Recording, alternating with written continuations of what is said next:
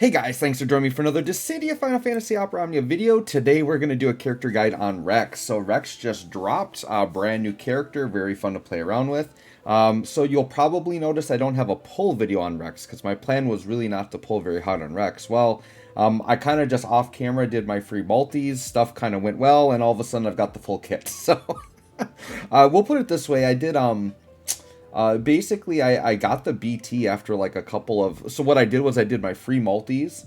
And then after my free multis, I'm like, well, I'll just go to 100 G tokens to get the power stones, right? And I got the BT. So I hit the BT like super early on like my second gem pull. So I'm like, well, I gotta get the rest of the kit now. And basically I went up to 220 G tokens, had the whole kit. And that was with them giving me 60 of those G tokens. So I really didn't have to go that deep. And I got Reks all the way done. So I'll totally take it. So we've got full kit here. We've got BT. We got FR. I greened them. Did all the fun stuff, right? So we're going to see a pretty maxed out Reks here. I did not blue the armor, but other than that, I got everything going, right? So for those of you unfamiliar with Reks, Reks is a cover tank that does do a really good amount of damage, and the way he works is he has a preemptive follow-up, kind of like what Snow does, and his BT allows that to trigger twice, and if he has a stacks on his overhead up, he does like a ton of dumps, and it can actually do a lot of damage, right? And then the cover tank part of him, he's very similar to Snow in that, like, I don't really think of Snow as like a main tank, but he still has tanking things, right? Like, so he covers, he does Brave reduction, HP reduction, but doesn't counter, doesn't really heal himself, doesn't like completely negate damage, but I think he's going to tank well enough, and then if you complement that with being a really good DPS, I think Reks is a pretty good character, right? So in this video, we're going to go ahead and take a look at his calls, his artifacts, and his spheres. Then we'll do a little showcase and see him in action and see how good his numbers are actually looking here, right? Now his calls are actually looking pretty good. I'm not going to lie. I do like the calls here. The 15 call is just okay. It's just an attack up, max brave up, and defense up to the caller, and then just like a defense up to the party. Nothing too crazy there, but when he gets called in, so he's going to get this on both of his calls, he does put a debuff down on the enemies, which is a Thunder Imperil, brave damage minus 50%, so the enemy will do 50% less brave damage, 30% less HP damage, and then they get 20% HP damage taken up. So basically, just by calling him in, the debuff on the enemy will imperil and then make them do less brave and HP damage to the party. So it's actually really nice, right? And then the LD call, I think, is actually pretty decent. It's got a lot on it. So the caller is going to, it's going to Thunder Enchant the party. So that's one thing that's really notable. So having party enchanting calls is very valuable because there are times when you definitely want that, for sure. And then for the caller, they get brave damage taken minus 107%. So like they'll take like no brave damage.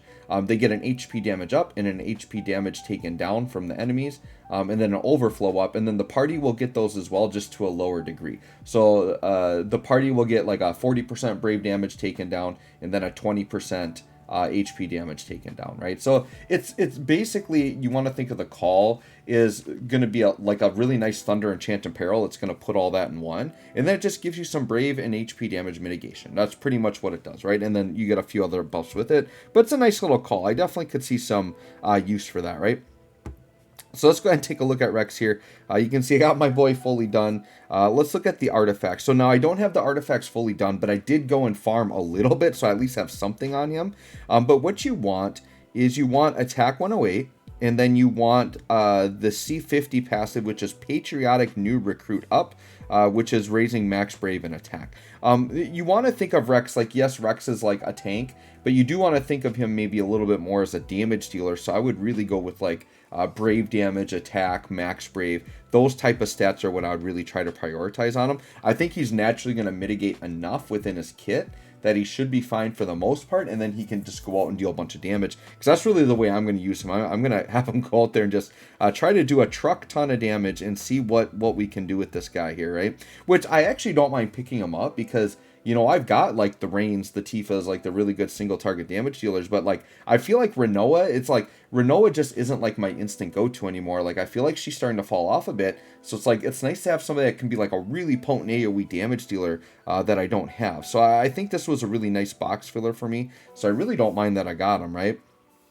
Let's go ahead and look at the spheres. So A slot, you want to just go brave damage attack. a million different options for that. He does do weakness damage because he is a lightning enchanted parallel, so I like Rydia here. You get brave damage and attack. You could go Jack on there if you wanted to. You could just go any like a Sephiroth, right? Like anything that's going to have attack and brave damage on it or max brave on it. You're definitely good to go. I think 7, anytime you have a weakness damage character, I like to throw out 7 because that is a very potent brave damage up on a weakness damage character, right? B slot, you can be really creative with what you do on your B slot. So I think Gladio is a really notable one because it's going to be a party attack up, so I definitely like that. But I kind of like Celis and Zac too, because Celis and Zac are like Brave Gain spheres, and I like the idea of Brave Gaining to help me deal more damage. So I went with the Celis sphere here. But you could, if you want to play him more like in the tank role, you could do something that will reduce damage. So what's his face, like Gabranth? Like Gabranth is a really good example of one that is like a brave damage reduction to the party. So you could go with something like that too if you wanted to. I feel like the B slot is one of the more flexible ones. I don't feel like there's like a super mega like best in slot like you must use there. I think you can be pretty creative with what you want to put in that slot. I decided to go Brave Gain route because I wanted to go a little bit more offensive with my build here.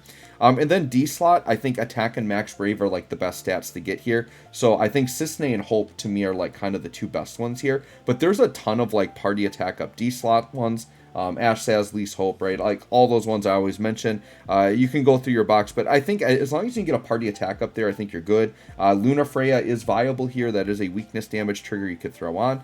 So definitely you could do that. I guess I should talk about Rex's own because this is a new sphere, right? So Rex's sphere is a B slot. And it's when you take HP damage. If you have the full sphere, it's a 20% max brave up. So it's like the highest max brave up in the game.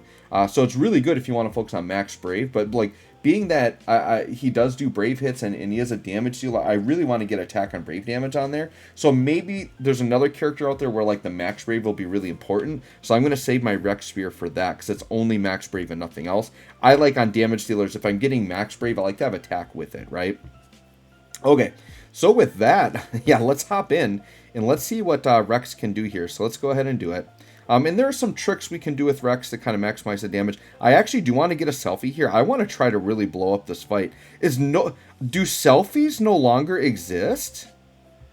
So I guess we can't even get a GIMP selfie because nobody's got selfie. I really thought I was going to roll in here with the selfie. I guess not. So sure, let's take Aerith. Well, I guess we'll do it. I guess I could put reins on. What I'm going to do is I'm going to do without reins because I do want to show off something kind of important. I do think reins call is a good call you can put on Reks, but I want to just show an example of what you can do. We've talked about Cyan call before, right? And the thing that's notable about Cyan is that it's just a pretty dang powerful attack, right? So Reks is a character where you can just put like a really strong attack call on and actually do something very effective during a force time, which I would like to show off in this video. So let's go ahead and do Cyan call there. We'll just roll without launching because that's probably overkill anyways, to be honest. Let's go ahead and throw, I don't know, sure. Let's throw a Frit on to give me a little bit more attack here. Sure, let's just do that. And let's go ahead and hop in. Let's go ahead and hop in to what we got going on here. So the first thing we're going to talk about with Reks is that Reks starts with an overhead buff. That is a stacking buff. Now this buff is very important. So let's talk about it. It's called Dalmascus and Listi. So it starts off with 1 stack at the start. And basically Reks, it gets a stack anytime he is hit. Or you can raise the stacks by using the 15 CP attack, right? So here's the thing. Even though Reks isn't a counter character, you still want him to get hit to build the stacks. So one thing I do want to note is when you're doing your summon boards, I would not give him any evade passives because you want him to get hit to build the stacks. What's going to happen is this overhead, it's like Snow, where like when his turn begins, he's going to start off by doing an attack. And if you get more stacks on it, the attack becomes stronger. But every time he does the follow-up attack, it's going to lower by stacks, okay? So you want to keep the stacks up on it. And the BT is really going to come into play with how powerful this is. So we'll talk about that when we get to the BT. All right, let's start with Garnet and just do some Garnet stuff here to get set up. And you know what? I won't really play around here. Let's just go ahead and just grab Aerith. And let's just go ahead and force charge a bunch. I'm going to try to wait to go into force time, right? I want to see kind of the natural damage of all of Rex's moves, but I do want to try to do a really meaty force time with Reks. Okay, so we'll do that, do that. And I'll probably demo the thing with the call. Like, you would normally do it, like, later in a force time, but I'm probably going to do it early because I got to do it before I go into the burst phase because the enemies are going to get incinerated on this fight. We'll definitely probably be using Reks on the current Shinryu fight. Since we got him, we might as well. It's going to be built for him, right? All right, so we did a little bit of force charging there. That's good. Let's go ahead and do this. And let's get Garnet's BT effect rolling immediately. Do I need to do a call for it? Yes, let's put Raijin on, because these enemies can kind of mess with us a little bit. And they'll still be able to, like, attack Reks, which is fine, right? It doesn't cancel them from attacking. Just makes it so they don't do damage. And let's pop the BT effect. Perfect. And then we're going to get to see Reks kind of roll here. So I think what I'm going to do is I'm just going to kind of go through the kit in order. And do that, right? So what's going to happen is the attack you're going to see from Reks is called Remove Obstacle. And once again, that comes from the overhead, okay? So we are going to see this kind of go through. Yep, Remove Obstacle. So that attack just came through for free. Now you will notice too that I am showcasing the new quality of life update. So you are not going to be seeing Brave damage. I'm going to try to just show the HP damage. So that did like 370k AoE. Not the craziest damage, but remember, this is just a bonus like in front of the enemies. And this is the weaker version of it. We haven't built up the stacks yet, right? So just keep that in mind. But you guys let me know in the comments if for character guides in the future, do you like seeing the Brave damage better, or do you feel like this is going to be nicer just to see the HP damage? You can let me know in the comments, and based on what people want, I'll kind of go to that. But I figured for this one, since it's new, let's try it without the Brave damage and see how we're liking it, right? So let's go ahead and do the 15 first here. This is called Blade Combo. So let's pop this, and we'll see the damage here. So we can see the Brave gains clearer than 750k AoE. Not bad, right? And I said this before when I talked about Reks and the Should You Pull. Like, Reks' normal attacks, like, on turn, I don't think they're anything, like, extraordinary. I think it's going to be very standard damage. To me, 750k AoE, that's really good damage on a 15, but it's not like Tifa levels of damage, right? But Reks, I do think, is going to be one of the more potent damage dealers. We just have to kind of set up the BT and stuff first. So, we got a little bit of setup to do, but Reks is going to be looking good, I think. With Core, sure, let's put Oath on Reks. Okay. And then we want to get Core's EX up. And then on Core's next turn, we'll get Core's BT up. And then we'll get Oath on Garnet and have the triple Oath combo. Probably going a little bit too crazy here, but that's okay. Let's see what happens. All right. And then Garnet, you can just swing. We don't need to do anything crazy here. But it is nice. I do like this quality of life update because then you do get to see like the animations a little bit more, right? All right. So Reks there popped in for now 750k AoE, which was pretty good before attacking, right? Oh, and I should talk about the 15, which we saw, right? So Blade Combo, all it does is this is what refreshes the overhead, and then it adds a stack to it, right? So now you can see, though, every time he does the follow-up, it goes down a stack. So we're still stuck at one stack. So we do need the enemies to, like, attack us to build that up, right? So let's go ahead and do the 35, which is Shield Rush.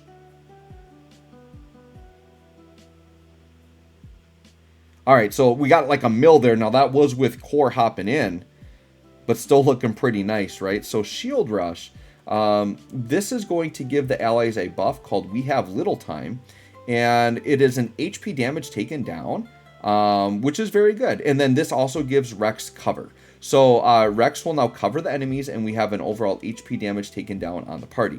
So what I'm talking about when he's kind of like a mid-level tank, like he definitely has reductions, but they're not like the enemies can still beat through it, right? Like really strong enemies. So it's not like Gladio where like you feel like you can't die, right? Or like Zack where you feel like you can't die. You definitely can still die, but there is a lot of reductions there, which is really nice, right?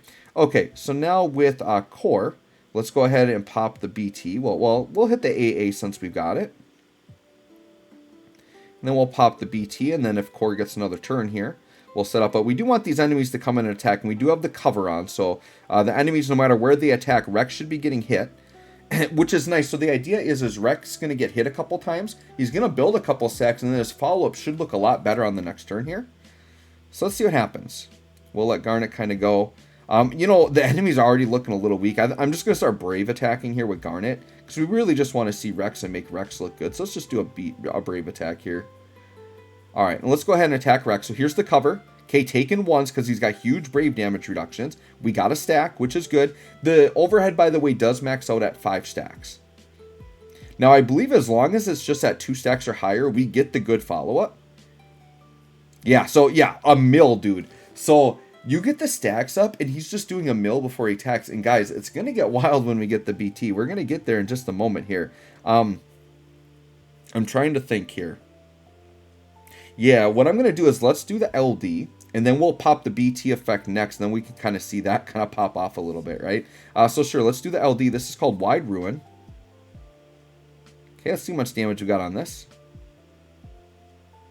Yeah, being able to see the full effect of everything without all the numbers is kind of cool. All right, 1.5 mil AoE.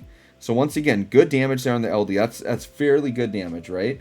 Now the LD does give him a free ability use on his next turn, and gives him a buff called War Aegis, and this is an HP damage up, brave damage taken down, HP damage taken down, so just makes him really, really tanky. And then the party gets more brave damage taken down, HP damage taken down, HP damage up, and overflow up. And then this also is what gives the lightning enchant on the party, right? So yeah, a lot of good stuff's coming from that, good things coming from that buff, right? So all right, with core, let's see, what is your oath at? Do we need to refresh? It's at 4. But I think I'm going to refresh it anyways, just because I can. Or no, Garnet doesn't have it yet, right? Garnet still needs Oath? Hold on. I didn't put Oath on Garnet yet. Yeah, Garnet needs Oath. Does Garnet have room for Oath? I think she does. All right, so let's hit Garnet up with the Oath. All right, now we got Oath on everybody, which is good. All right, and the enemies are going to be swinging a couple times. We do want Reks to get hit here, which is good. Garnet, I think we're just going to Brave Attack again. We're melting these enemies pretty good. So let's just do that. Okay. And then the follow-ups, yeah. I mean, this is like literally the oldest Shiryu fight. I just do it because I know I'm like fairly safe in this fight, right? And we just want to see the characters a little bit. All right, so Reks getting hit up to 3 stacks. Good, good. And then up to 4 stacks. Very good. And then here it is. Yeah, dude, 750k on that. So we've been seeing like 750k to a mil damage on that like intro attack or that off-turn attack, which is really, really nice. Let's go ahead and pop the BT. I think we got to get my boy... Oh, we got the EX, though. Yeah, I do want to see the EX before I get too crazy here. I kind of want to pop the BT now, though, because the enemies are about to attack. Let's do the BT, then we'll do the EX after. Let's do the BT, Shining Nova, because this does some insane things that we definitely need to highlight here. So what the BT is going to do, it's going to make it so that our overhead does not decrease when we do the follow-up, so the stacks are going to stay high, and we get to do double follow-up. So he's going to do it twice, and this is where the damage gets really crazy with Reks, right? So watch what happens. We got the BT effect up. It's 6 turns, so you got to make good use out of it, right? Oh, shoot, the enemies didn't get to attack there. Okay. But we'll see it on Rex's next turn, and the enemies are still going to attack. I'm just going to Brave Attack. Yep. Okay. And then I think I am going to get into a force time because the enemies are about to get theirs. Alright, so no damage there. We got the stacks, which is good. Okay, good there. Took, yeah, 94 HP damage. So you can see the mitigation there is pretty heavy. Core, we are going to refresh on Reks. Make sure that that's good to go. Perfect. All right, now Reks, watch this follow-up. It's going to happen twice. So, dude, 750, and then it's going to happen again. So Reks just did like 1.5 million damage before his turn even happened, and it doesn't count towards the turn count, right? Because it happens, and then so we basically can add that to whatever damage he's doing in his attack, and that's why his damage gets really crazy, right? So now what we're going to do is I think we are going to go into force time. So let's do mutual improvement. And I want to see the damage here, and then we'll talk about what this FR is doing. And then we're going to go into some shenanigans. We're probably not going to echo with the other characters. We don't want to go too crazy. I just kind of want to get into a Reks burst phase is what I want to do. But I want to show something off first. Okay. All right, so the enemies now, they're going to swing. Reks is going to block pretty good. Yeah, like very minimal damage, right? You're seeing single and double digit like Brave and HP damage. So you can see that the mitigation is very evident, right?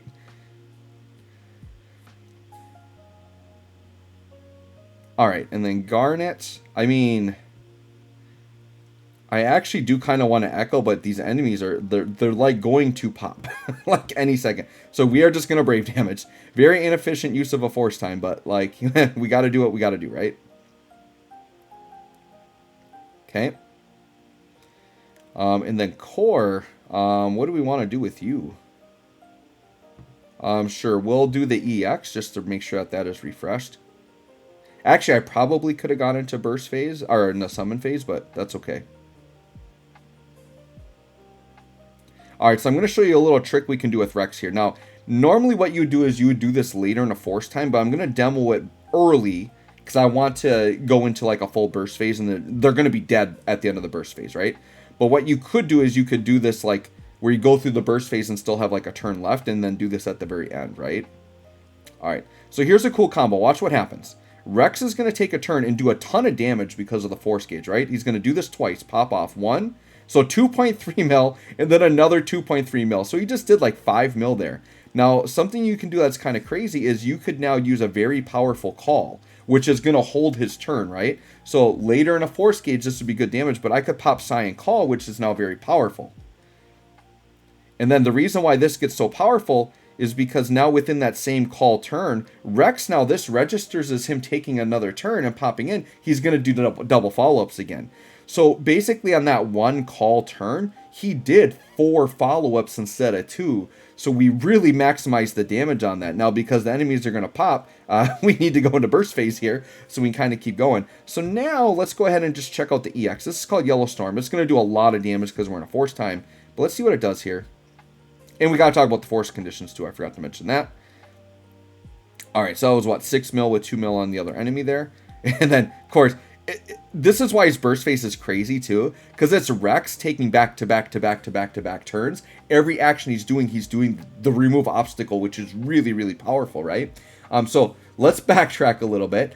So the force, which I forgot to talk about. So when you do the force, it does give him 5 stacks immediately and refreshes his overhead, which is very good. It does put his really good debuff down on the enemies, the striking thunderstorm, which is the thunder and peril, brave damage down, HP damage down, and HP damage taken up to the enemies, which is good. And then basically the conditions are 30% if you do a lightning ability, which is going to be for free because he's going to be enchanting the party. If you act with a special effect on turn, so I believe that would be something like his follow-up attack, right? And then if you reduce or absorb brave damage, it's plus 20%. The 20% there is pretty free because he gives the party brave damage reduction. So as long as somebody's getting hit, like you're going to get that, right? So you can push his gauge up kind of in a defensive way just by getting hit a lot. So there is ways, like it's a 20% bump off turn every time they're hitting you. So it's not a bad force at all. It's just because he doesn't counter, I maybe don't think as highly of him, but it's actually very good because you're still getting the gains. He may not be countering, but you could have other counter characters in there, right? And then on turn, when he's doing that remove obstacle, it is a ton of damage, right? So yeah, let's just go through and let's pop off some more attacks. Let's do the LD again. And we're just going to watch the damage skyrocket here as we go through. But this, once again, is why the BT is important, because we want these double follow-ups. So 6.8 mil there. Okay, but then here's follow-up at the beginning, 5 mil, follow-up at the beginning. So, dude, he's done 5 mil on this turn before we even swing. So we take that, or that 10 mil there, right? That was a double 5 mil shot we just did. So let's do the FR here. And we would add this damage to what we had already done. So we're already at 10 mil before attacking. Let's see how much damage this does.